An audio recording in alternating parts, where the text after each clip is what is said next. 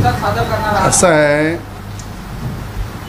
ज्यांच्या विषयावर तुम्ही बोलत आहे, महाराष्ट्रामध्ये तोडीमध्ये, ब्लॅकमेलिंगमध्ये आणि वसुलीमध्ये त्यांचा नंबर 1 काम आहे. ज्या ठिकाणी ज्या ताटामध्ये ते खातात त्याच्याच पाठीमध्ये खंजीर खुपसण्याचं काम हे अचलपूर मतदारसंघाच्या आमदारांनी नेहमी केलेलं आहे. जो चेहरा आपल्याला दिसते तो चेहरा नाही आहे, तो चेहरा फक्त पडद्यावर जसा दिसते तसा आहे, पण अंदरचा जो चेहरा आहे, कपट आणि छल आणि सगळ्या गोष्टीमध्ये, जेव्हा मी म्हटलं होतं बाप बडा ना भैया सबसे बडा रुपया, जेव्हा त्यांची झोंबली होती की खोक्याचं राजकारण कसं झालं, एका मागच्या सरकारमध्ये राहून मंत्रिपद भोगून तिथून बाहेर पडणे खोक्यासाठी, आणि आज पुन्हा त्यांचं महायुतीला ब्लॅकमेल करणं चालू आहे की मला 20 सीटा लढवायच्या आहे.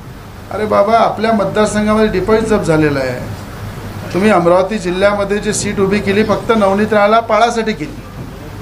ना नवनीत राणा, ना जिल्ह्याच्या विकासाचा विचार केला, ना येणाऱ्या जिल्ह्याच्या भविष्याचा विचार केला, ना या शेतकऱ्यांचा विचार केला. मी स्वतः 4-4 वेळा शेतकऱ्यांसाठी जेलमध्ये गेलो, आंदोलन केले. त्यांनी एक आंदोलन दाखवा की 1 दिवस रात्रभर जेलमध्ये राहिला. असं आंदोलनही करणे म्हणजे फक्त टोळ्या करणे अशी परिस्थिती आहे.